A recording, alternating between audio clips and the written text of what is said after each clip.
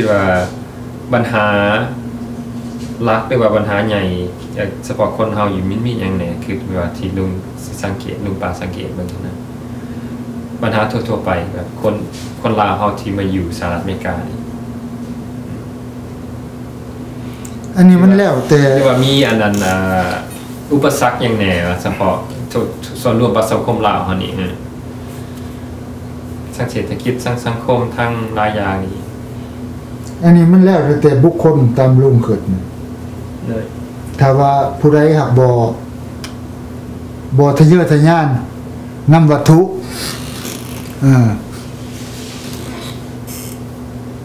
ก็พ่อไปพอมาคันผู้ใดทะเยอทะยานนำวัตถุหลายอุปมารถก็จะขี่รถงามเฮือนก็จะอยู่เฮือนใหญ่ก็พาให้ถูกตัวเองบัดความรู้เขาก็บ่หลายเด้แม่นรู้ก็ได้ปริญญาเอกปริญญาโทเฮ็ดเวียกอันนั้นอยู่โรงงานว่าซั่นต่อไปโรงการอันนี้เจ้าไปเป็นกรรมกรแต่ว่าคันเฮาอยู่แบบคือลุงนี่อยู่แบบว่าพอเพียงพอเศรษฐกิจพอเพียงว่าซั่นต่อไปก็สบายไปบ่ได้ทะเยอทะยานนำว่าโอ้อยากมีเฮือนหลังบักใหญ่บ่อยากขี่รถงามบ่ว่าซั่นบ่เดียวนี่ก็คิดว่าลูกหลานลาวเฮาก็ดีขึ้นหลายแล้วนะแต่สวงมาใหม่ๆนะพวกที่ใหญ่มาแต่เมืองลาวแหละก็มาเจอใหม่ๆนะพาให้เขาไปนำสังคมหลายนะแบบบ่ฟังความพ่อความแม่แล้วก็หากแต่ว่าช่วงนี้เขาดีขึ้นหลายแล้วเขาได้ทำละเอียดเขาดีหลายแล้วแต่อันนั้นบ่อยากมีแล้วที่มาไปอันนี้นะติดนั้นติดนี่นะก็มีบางสิ่งบางอย่างที่ยังขาดอยู่มันยังไงคือว่าขั้นสิเว้าถึงชีวิตเฮาอยู่ในนี้เนาะเรื่องการกินอยู่ครอบครัวก็แบบว่าอิ่มน้ำสำราญแต่ในใจเฮาก็ยังมันยังบ่อบอุ่นเท่าเฮาอยู่บ้านเกิดเมืองนอนเท่าไรเฮาก็ยังมีความเป็นห่วงคือถึงคือหอดอยู่นะแต่ด้านแนวอื่นนี่ก็คิดว่าก็คิดว่าส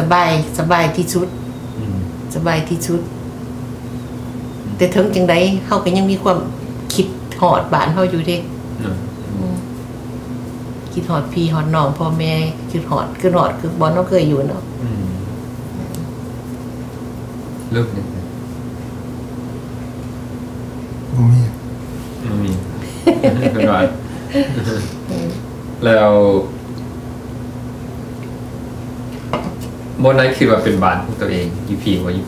แล้วคันบ้านเฮาอีดีมันก็เป็นบ่อนบ้านเกิดเฮาพุ่นแหละบ่อนฝังใส่เฮ็ดเพใส่บึงพุ่นแหละแต่ว่าเฮาก็ไปตามสภาพการมันได้มาจุดนี้เลยเฮาก็ต้องอดทนต้องทำดีที่สุดอยู่บนใดก็ต้องทำดีที่สุดนะรู้สึกว่าเป็นไม่กล้าบ่ได้เป็นคนลาวอันนี้ตามแนวคิดของลุงเด้อลุงนี่เป็นคนลาวแต่เสื้อสาดลาวเสื้อสาดลาวแต่วันนี้นี่บ่ได้เป็นประชาชนลาวคือบ่ได้เป็นคนลาวแหละกันจะว่าเพราะว่าเป็นหยังจะว่าซั่นเพราะว่าคันเฮาเมืองลาวเฮาก็บ่มีสิทธิ์หยังเฮาก็เพิ่นก็ถือเฮาเป็นคนต่างประเทศเมื่อสิไปซื้อดินบ่สิไปซื้อเฮือนบ่เฮาก็ซื้อบ่ได้ว่าซั่นเถาะหรือว่าสิไปเฮ็ดเหตุการณ์เฮาก็เฮ็ดบ่ได้ก็มาเข้ามาเฮาเป็นคนต่างประเทศแล้วแต่ว่าเสื้อสารนั้นยังเป็นลาวอยู่แต่ใจเลยใจก็ยังเป็นลาวใจก็ยังเป็นลาวอยู่ดอกขนาดอันเข้าไปเอาสัญชาติเขาก็ยังบ่ได้เปลี่ยนชื่อเสียงเฮียงนามอีกอย่างดีเขาก็ยังถือว่าเขาเป็นคนลาวอยู่ใส่ชื่อเดิมใส่ชื่อเดิมนามสกุลเดิมอีสังเดิมเบิดแต่ในเมื่อบ้านเมืองมันเปลี่ยนแปลงมาเป็นจังซี่แล้วเขาก็ต้องไปตามสภาพการณ์นะขั้นป่าและลุงบ่ได้ออกจากลาวนี่คิดว่าชีวิตของตัวเองสิเป็นแบบไรอยู่ลาวโอ้ยสิทุกข์ใหญ่ติสมมุติบ่ได้ออกบ่ได้สมมุติบ่ได้ออกนะอนาคตจักสิไปทำงานจังงานเขา เขาก็บ่ได้ให้เฮาเฮ็ดเพราะว่าสิอันนี้แล้วก็รายได้เฮาก็บ่หลายความสบายปากท้องก็สิได้กินบ่อิ่มสำนะกันสิว่าคือเฮามาอยู่นี่เฮาก็เรื่องกินเรื่องอยู่เรื่องทุกอย่างเฮาสะดวกสบายแต่ว่ามีแต่ว่าจิตใจเฮามีความเป็นห่วงเป็นใหญ่บ้านเกิดเมืองนอนเนาะคือหอดพี่หอดน้องเฮาอันนั้นมันก็เป็นของธรรมดาเนาะแต่ว่าถ้าอยู่ไปนะคือสิบ่มีอีสังดอกเพราะว่าเวียกงานเฮาก็บ่ได้เฮ็ดเด้อรายได้เฮาก็หาหยังบ่มีแล้วก็มีแต่ว่าก็สิได้กินอยู่แบบอิ่มท้องอิ่มใสยามมื้อเช้ามื้อแลงไปจักซั่นนะบ่มีอนาคตอีหยังดอกแล้วอนาคตของคนอยู่พุ่นนี่คิดว่าเป็นสิเป็นแบบใดเกี่ยวกับคนลาวจะว่าเศรษฐกิจหรือว่าสังคมอยู่ในลาวปัจจุบันที่ปานไปเดี๋ยวนี้บ่หลังจากการปลดปล่อยนี่บ่หลังจากการปลดปล่อยนี่ป้าว่าเขาเจ้าก็ดีขึ้นหลายได้เพราะว่าพวกเยาวชนเขาเกิดใหม่ในรุ่นมาเขาก็เฮียนมีความรู้เด้เขาก็มีความรู้หลายเขาก็ได้เฮ็ดเวียกเฮ็ดงานดีภาครัฐก็เชื่อใจเขาเด้ได้หน้าที่ดีๆได้เฮ็ดดีทำดีเขาก็จำนวนนึงสั่นไปแต่คนถูกของยังหลายแล้วเกี่ยวกับอันนั้นบทบาทของสหรัฐอเมริกาเกี่ยวเข้าไปในประเทศลาวศึกสงครามตอนนั้นเนาะบ่ฮู้ว่าทางลุงปากคิดจังไดว่าสหรัฐอเมริกานี่ควรจะซอยเหลือประเทศลาวนี่หลายขึ้นบ่หรือว่าเพิ่นซอยเหลือนี่ก็เต็มพอสมควรนะหรือว่าคิดจังไดเกี่ยวกับการเก็บกู้ระเบิดบ่หรือว่าการซอยเหลืออพยพลาวบ่หรือว่าการซอยเหลือคนอยู่ผีบ่หรือญี่ปุ่นนะเพราะว่าอเมริกาก็มีส่วนร่วมเกี่ยวกับศึกสงครามพอสมควรนะเกี่ยวกับรัฐบาลทั้งลุงปากคิดจังไดเกี่ยวกับเรื่องนี้อันนี้เรื่องอเมริกาซอยอยู่เมืองลาวคุมื้อนี้ลุงก็บอกฮู้จักคักแต่ว่าคันเกี่ยวกับซอยอพยพนี่แหละมันลุงของเพิ่นซอยดีหลาย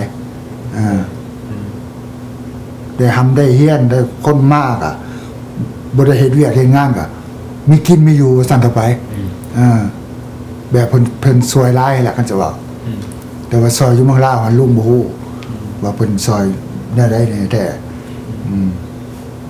เพราะว่าเฮาก็เข้าบ่ถึงเดี๋ยวบ้านการเมืองเพิ่นน่ะนะเฮาก็เป็นคนนอกอยู่แล้วเฮาก็บ่ฮู้เลิกประสัสซะบ่คันบ่ฮู้แล้วเฮาก็เว้าหยังบ่ได้เลยโอเค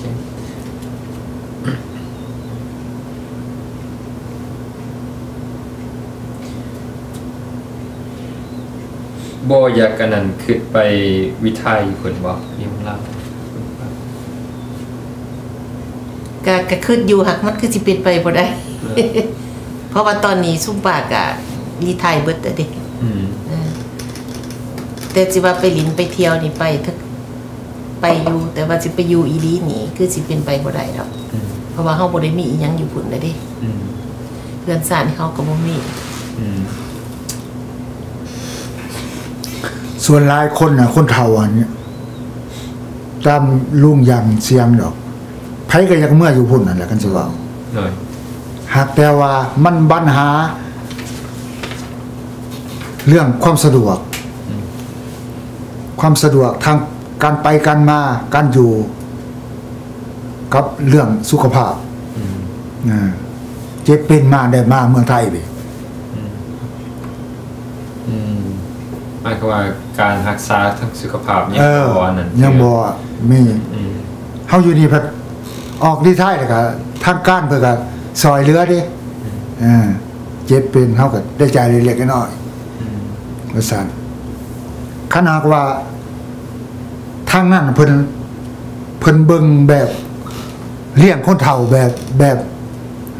บ่ถึงว่าคันอเมริกาเลี้ยงหรอกแต่ว่าให้มันดีไปนะคนมันก็โหเมื่ออยู่พุ่นแหละ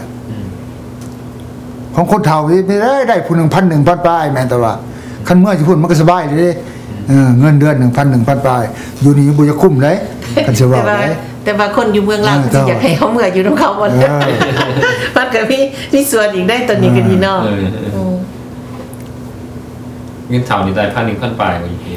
ก็ได้ 1,000 ปลายเท่านั้นแล้วของมาบ่ได้เฮ็ดดนเลยบ่ได้เฮ็ดงานดน บ่ได้เฮ็ดงานดนแล้วก็งานสมมุติเฮาก็บ่หลาย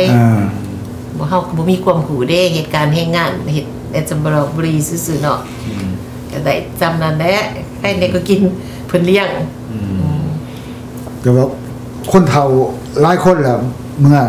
อยู่พุ่นกลับคืนมาหลายงั้นเป็นพญาธิโรคาแล้วก็เที่ยวเมืองไทยมันบ่ไหวดิหมดสะดวกเลยก็แพงไปจ่ายเงินโลดเด้เมืองไทยอยู่เมืองลาวก็จ่ายคือกันอยู่เมืองลาวก็แห้งอันนั้นบางคนก็ว่ามาเมืองไทยกันอันนั้นจ่ายน้อยกว่าอยู่เมืองลาวอีกอยู่นี่เฮายังมีประกันภัยซื้อประกันป้องกันภัยเนาะไปโรงหมอโรงเสริมแม่น